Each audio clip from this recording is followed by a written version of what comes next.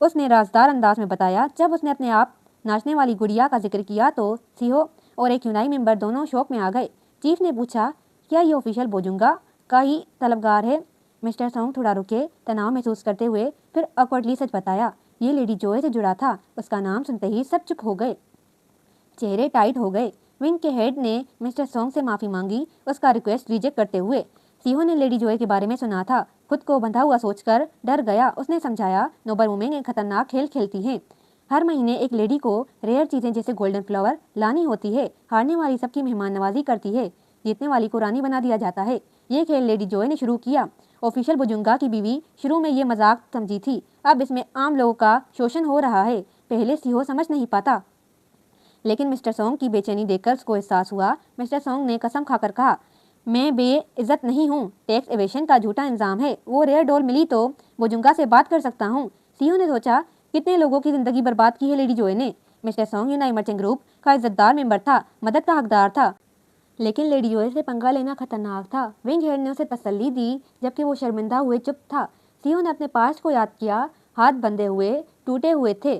फिर सोचा, यही वजह है मेरी कोशिश की। जबकि विंग हेड ने उसे खोला, लोग हैरान हो गए। वो तो नौकर लगता था। सीहो ने बताया, मुझे पता है वो सेल्फ डांसिंग डॉल कहाँ है। गोल्डन इमोर्टल विलेज जेंगसाई में बनाई गई थी। उसने तय किया कि वो लेडी जोए से बचकर डॉल ढूंढेगा और इंपीरियल बनने का इंतजार करेगा।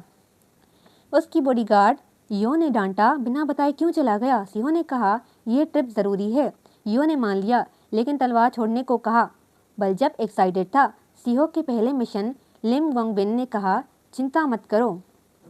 जब वो जेंग दाइसू के फोर्ट्रेस पहुंचे, सीहो ने देखा, इनके पास खुद के लिए खाना कम है, लेकिन हमें अच्छा खिला रहे हैं। ये कोई चाल है? उसने सीधे पूछ लिया। आपको पैसे की कमी है, फिर भी इतनी मेहमान नवाजी क्यों? सब ठंडे पड़ गए। जेंग दाइसू ने धमकाया, लेकिन सीहो ने कहा, आप हमसे ज़्यादा पैसे मांगने का सोच रहे हैं। साफ बताओ क्या चाहते हो? जो लोग वहाँ मौजूद थे वो हैरान रह गए और आपस में सोचने लगे कि सीहो को ये सच कैसे पता चला। सीहो ने बात जारी रखी और कहा कि सब लोग सिर्फ मेहमानों के सामने खाने का नाटक कर रहे हैं। फिर उसने सीधे कहा कि कमांडर जेंग दाइसू, क्या वो गलत था? जेंग दाइसू गुस्से में आ गया, जोर से टेबल पर हाथ मारा और गुस्से से खड़ा हो गया। उसका चेहरा, जो बैंडेज के पीछे छुपा था, अब बिल्कुल साफ दिख रहा था। माहौल में तनाव फैल गया। बॉडीगार्ड ने घबराकर सोचा कि कहीं सीओ पागल तो नहीं हो गया, अब क्या करेंगे हम लोग? तभी अचानक जेंग दाइसू जोर से हंसने लगा। सब हैरान हो गए। कुछ लोग जो घबरा रहे थे धीरे से हंसने लगे, जबकि सीहो और यू चिंगुई चुपचाप उसे देखते रहे। फिर जेंग दाइसू ने माफ़ी मांगी और बोला कि सीहो की बात बिल्कुल सच थी। उसने बताया कि इसी साल सर्दी और बर्फ ने फोर्ट्रेस को मुश्किल में डाल दिया, लेकिन उसने ये भी कहा कि उसे लगता है कि सीहो के पास कोई हल होगा। सीहो ने सोचा कि जेंग दाइसू वाकई एक अच्छा इंसान है और पिछली जिंदगी में उसने कभी नहीं सोचा था कि एक डाकू ऐसा भी हो सकता है। फिर सीहो ने अपना सिंपल लेकिन इफेक्टिव प्लान बताया। सब लोग बड़े ध्यान से सुनने लगे, लेकिन उससे पहले पूछा कि क्या वो तलवार उसकी है जो टेबल पर रखी हुई है। जेंग दाइसू हंस के बोला कि एक फाइटर के लिए उसकी तलवार उसकी जिस्म का एक अहम हिस्सा होती है। सीहो ने फिर पूछा कि क्या ये माउंटेन तुम्हारी तलवार से ज्यादा अहम है? जेंग दाइसू गुस्से में बोला, माउंट वोंग सब कुछ है। सीहो ने फिर कहा, तो फिर तुमने उसकी इतनी बेपरवाही और लापरवाही क्यों की है? लोग गुस्सा हो गए, चीखने लगे, लेकिन सीहो ने सब्र से समझाया कि बर्फ की वजह से रास्ते बंद हैं और लोग नहीं आ रहे, इसी वजह से पैसे भी नहीं आ रहे। उसने कहा कि अगर बर्फ साफ की जाए तो लोग आएंगे और क्रॉसिंग फीस से ज्यादा पैसे मिलेंगे, सबको फायदा होगा। जेंग दाइसू हैरान रह गया कि ये इतना सिंपल सॉल्यूशन और आइडिया उसके जहन में क्यों नहीं आया। लोग हंसने लगे, कुछ कहने लगे कि सिर्फ पढ़े लिखे लोग ही ऐसे आइडियाज लाते हैं। जेंग दाइसू थोड़ा शर्मिंदा भी हुआ। फिर उसने सीहो से कहा, यंग मास्टर युन तुम्हारा एहसान होगा, तुम कुछ भी मांग सकते हो। सीहो ने अंदर ही अंदर मुस्कुराते हुए सोचा, बस इसी का तो इंतजार था। फिर सीहो ने कहा कि वो प्राइवेट में बात करना चाहता है। सब लोग हैरान हो गए। फिर दोनों एक बुलंद जगह पर गए जहाँ से पूरा फोर्ट्रेस दिखता था। वहाँ सीहो ने कहा कि माउंट वोंग में बहुत कीमती स्पिरिचुअल हर्ब्स पाए जाते हैं। जेंग दाइसू ने पहले यकीन नहीं किया, लेकिन जब उसने देखा कि एक नीला फूल उसके पैर के नीचे है तो वो हैरान रह गया। सीहो ने बताया कि ये स्नो स्पिरिट फ्लावर है और ये इंटरनल ऑर्गन्स के लिए बेहतरीन है। उसने और हर्ब्स के बारे में बताया, जैसे व्हाइट टाइगर स्पिरिट फ्लावर और स्नो गिनसेंग। जेंग दाइसू ने पूछा कि उसे ये सब कैसे पता चला। सीहो ने कहा, मैं कोई आम मर्चेंट नहीं हूँ।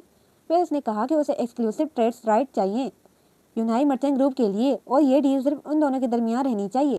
जेंग दाइसू ने कहा कि अगर बात बाहर गई तो मुश्किल हो जाएगी। उसने कहा, जो इंसाफ का नकाब पहनते हैं लेकिन अंदर से चोर हैं वो आएंगे। वो मुरम अलायंस की तरफ इशारा कर रहा था। सीईओ हैरान रह गया, क्या उसे पहले से मरम अलायंस का पता है? फिर सीईओ ने एक ज़बरदस्त ऑफर दिया, वो हर्ब्स अच्छे दाम में खरीदेगा और उनको पहचानने के लिए डॉक्यूमेंट्स भी देगा। जेंग दाइसो ने उसका हाथ मिलाया और डील फाइनल हो गई। फिर वापस जाते वक्त फोर्ट्रेस के अंदर शोर सुनाई दिया। एक आदमी भागता हुआ आया, उसे गले लगाया और बोला, यंग मास्टर। सब लोग फिक्र में थे कि कहीं उसे कुछ हो न गया हो। सीईओ ने सबको तसल्ली दी कि वो ठीक है, लेकिन एक ने कहा कि अकेले जाने देना उनके लिए बहुत टेंशन का सबब था, चाहे उसने खुद ही क्यों ना मना किया हो। सीईओ ने प्यार से मुस्कुराते हुए सबको फिर से तसल्ली दी कि वो बिल्कुल ठीक है और अगर उसे कोई खतरा महसूस होता तो वो कभी भी अकेले मिलने के लिए नहीं कहता। उसी वक्त जेंग दाइसो अपने लोगों के साथ आया, हंसते हुए, और बोला कि सब लोग कुछ ज़्यादा ही फिक्र कर रहे हैं। जेंग दाइसो ने भी कहा कि सीईओ असल में उतना कमज़ोर नहीं है जितना लोग समझ रहे हैं, बल्कि सब में उसके स्किल्स सबसे ज़्यादा हैं। सब लोग ये सुनकर हैरान हो गए और आपस में छुप छुप के बातें करने लगे। तब जेंग दाइसो ने सबको क्लियरली कहा कि ध्यान से सुनो। उसने ऐलान किया कि आज से यून सीहो, जो कि यूनाई मर्चेंट ग्रुप का है, हमारे फोर्ट्रेस का इज्जतदार मेहमान होगा। उसने अपने लोगों को हुक्म दिया कि वो सीहो और उसके साथियों के साथ पूरी इज्जत और मेहमान नवाजी से पेश आएं। फिर जेंग दाइसो ने कहा कि वो उस शख्स से रास्ते का तोल नहीं लिख सकता जिसने कभी उसकी जान बचाई थी, इसलिए उसने कहा कि सीहो बिना कुछ दिए गुजर जाए। लेकिन सीहो ने नरमी से मना कर दिया और कहा कि वो पैसे दिए बिना नहीं जा सकता। उसने अपनी बॉडीगार्ड यो से कहा कि एक पैसे की पोच जेंग दाइसो को दे दो। सीईओ ने मुस्कुरा के कहा कि अगर उसे ये लेना अजीब लग रहा है तो उसे आज के बिजनेस डील की शुरुआत समझ लें। जेंग दाइसो ने हंसकर पैसे कबूल कर लिए। पैसे देने के बाद सीईओ ने कहा कि अब निकलने का वक्त आ गया है क्योंकि उन्हें जल्दी थी। उस वक्त जेंग दाइसो गहरी सोच में डूब गया। उसके दिल में सीईओ की अक्लमंदी और हिम्मत की तारीफ थी। इतनी छोटी उम्र में भी सीईओ उस किसी पुराने दोस्त की याद दिलाता था। सीईओ जेंग दाइसो को उसके किसी पुराने दोस्त की याद दिलाता था। फिर पुरानी यादें दिमाग में आई, वो खौफनाक लम्हा जब वो आग के दरमियान खड़ा था और कोई उस पर चीख रहा था कि क्या वो सच में यहाँ बेकार मरना चाहता है। उसे वो मशवरा याद आया, बदला लेना छोड़ो, गायब हो जाओ, अपने मार्शल आर्ट्स भूल जाओ, नए हथियार लो और सिर्फ जिंदा रहो। सबसे ज़रूरी बात है जिंदा रहना। एक और याद दिमाग में आई, एक जख्मी साथी कह रहा था, चाहे कुछ भी हो जाए जिंदा रहना ज़रूरी है। वॉन्ग माउंटेन फोर्ट्रेस का कमांडर जेंग दाइसो चुपचाप फोर्ट्रेस के गेट पर खड़ा था और दूर जाते हुए वेगन्स को देखता रहा। दिल में उस शख्स की बातें गूंज रही थी जिसने कहा था कि बदला लेने का ख्वाब छोड़ो, लेकिन जेंग दाइसो सोचता रहा, उसने अपना घर भी छोड़ा था और वो शख्स भी जो उसके लिए सब कुछ था। इतनी बातें सुनने के बावजूद भी उसका दिल अभी भी हैरान था। उसने दूर से देखा और सोचा, ये जवान लड़का जिसमें उसकी किसी अपने की झलक थी, आखिर कहाँ तक जाएगा। सीईओ ने अपने आप को एक अजीब जगह में खड़ा पाया जहाँ चारों तरफ अंधेरा और धुंध थी। अचानक उसने अपनी आंखें खोली और होश में आया। उसे समझ ही नहीं आया कि वो कहाँ है। जब उसने हिलना शुरू किया तो उसकी नज़र ज़मीन पर किसी चीज़ पर पड़ी। उसने हैरानी से सोचा, यहाँ एक ढोल क्यों पड़ा है। उसी वक्त उसने एक हल्की सी खराने की आवाज़ सुनी जो उसे और भी ज़्यादा होशियार और बेचैन कर गई। वो जड़ से मुड़ गया, सोचते हुए कि शायद कोई और भी यहाँ है। बहुत एहतियात से सीईओ आगे बढ़ा और देखा कि एक छोटा बच्चा ज़मीन पर पड़ा था, कमज़ोरी और दर्द की भरी आवाज़ में अपने माँ बाप को पुकार रहा था। सीईओ के दिल में गहरी हमदर्दी और दुख का एहसास हुआ। वो चुपचाप बच्चे के करीब गया ताकि पूछ सके कि क्या वो ठीक है, लेकिन बिना किसी चेतावनी के अचानक उस बच्चे ने मजबूती से सीईओ के कपड़े पकड़ लिए। फिर उसने अपना चेहरा उठाया जो कि देखने में देशनाक था और एक डरावनी आवाज़ में गुहार लगाई, बचा लो मुझे। इसी लम्हे सीईओ चीखता हुआ उस डरावने ख्वाब से उठ गया। उसका गार्ड बलजब घबराकर उसके पास दौड़ा आया, चिल्लाकर बोला, यंग मास्टर, और पूछा कि क्या आप ठीक हैं।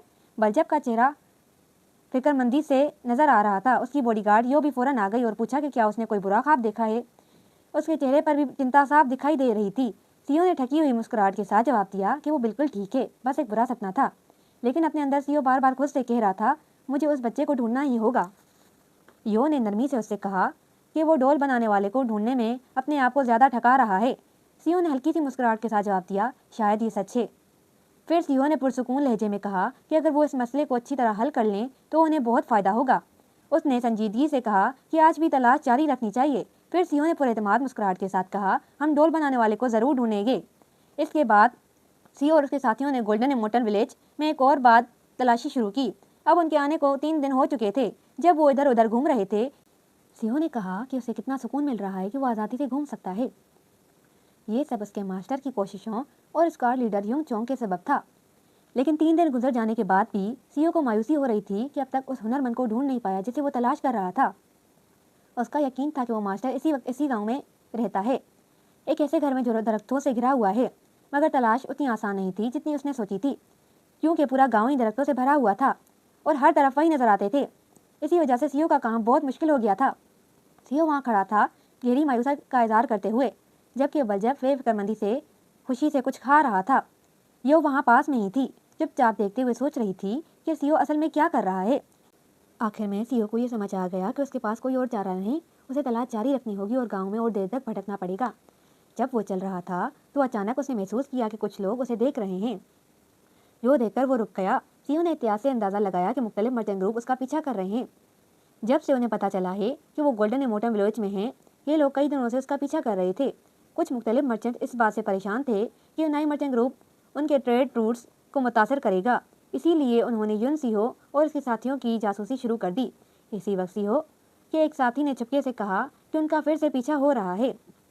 सीहो ने महसूस किया कि ये मसला अब काफ़ी तकलीफ हो गया है, खासकर जबकि वो पहले से ही डोल बनाने वाले को ढूंढने में मसरूफ थे। फिर उसने फैसला किया कि पहले उन लोगों से निपटना होगा जो उनका पीछा कर रहे हैं। फिर उसने अपने साथी बलजब की तरफ देखा और पुरजोश लहजे में पूछा कि क्या ये बाजार दिलचस्प चीज़ों से भरा हुआ है। बलजब ने बहुत खुशी से उसकी बात का जवाब दिया और कहा कि उसे यहाँ का खाना और अनोखी चीज़ें बहुत ही ज़्यादा पसंद हैं। चाहे जितने दिन गुजर जाएं, उसे ये सब देखकर बोरियत नहीं होती।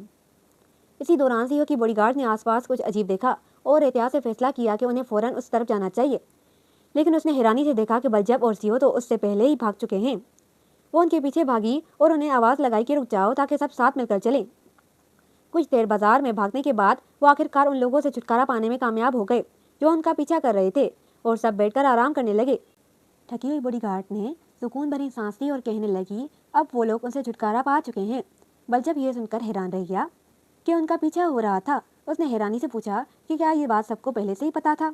सीओ ने पुरसुकून अंदाज में जवाब दिया, ये तो वाज़ेह था। अचानक उन्होंने एक चीख सुनी जो फ़ौरन सीओ की तवज्जो का सबब बनी। उन्होंने देखा कि एक आदमी एक चोर के पीछे भाग रहा था जो उसके पैसे का थैला चुराकर भाग गया था। आदमी चीख रहा था और मदद के लिए पुकार रहा था, कह रहा था अगर पैसे वापस ना मिले तो उसके घर वाले भूखे मर जाएंगे।